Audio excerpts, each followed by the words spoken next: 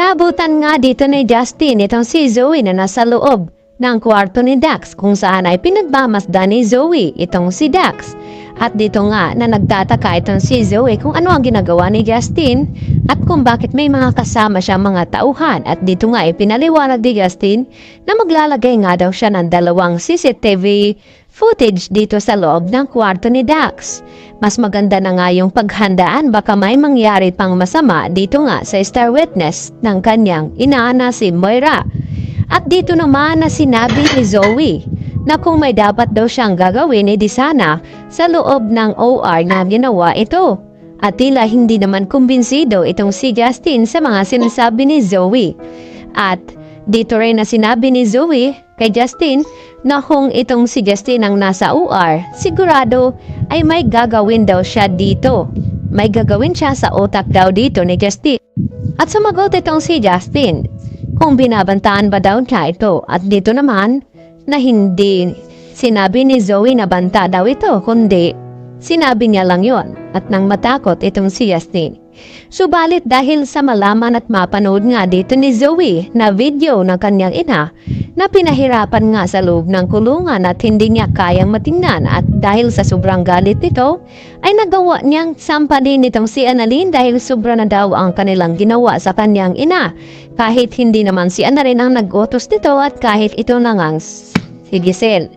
At dito naman ay pinagtatanggol ni Chang Susan ang kanyang apo dahil sa sinampal nga ito ni Zoe. At gumanti naman itong si Chang Susan na sampalin din itong si Zoe. At dito na sinabi ni Chang Susan na sumusubra na nga itong si Zoe sa pananakit sa kanyang apo. At tila muntik-muntikan na ang atakihin itong si Susan sa kanyang high blood dahil sa init na rin ng kanyang ulo. At mapipilitan naman na makaisip ng masama itong si Zoe dahil nga sa kanyang napanood na video na hindi niya kayang sikmurain na may nangyayaring hindi maganda sa kanyang ina, lalo pa ngayon na tila mababaliw na nga itong si Moira sa pinagpapahirap sa kanya, tulad na lamang dito ni Madam Lotus na kung ano-ano ang mga ginagawa dito nga kay Moira. At nagtataka nga itong si Madam Lotus kung sino itong binabanggit ni Moira na si Pepe. Baka sa Baliwag, Bulacan daw ito na napunta itong si Moira kaya nagsasalitang mag-isa.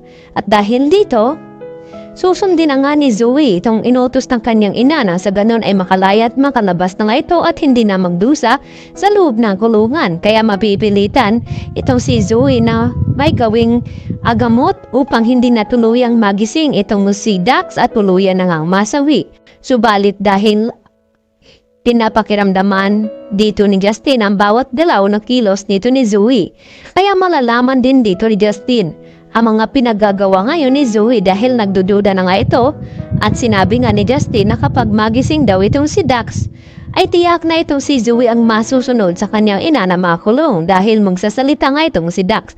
Kaya yan ang ating pagkatutukan at aabangan bukas kung dito na nga ba magtatagumpay ang mga masamang plano ni Zoe dito nga kay Dax. Yan na po at marami pong salamat.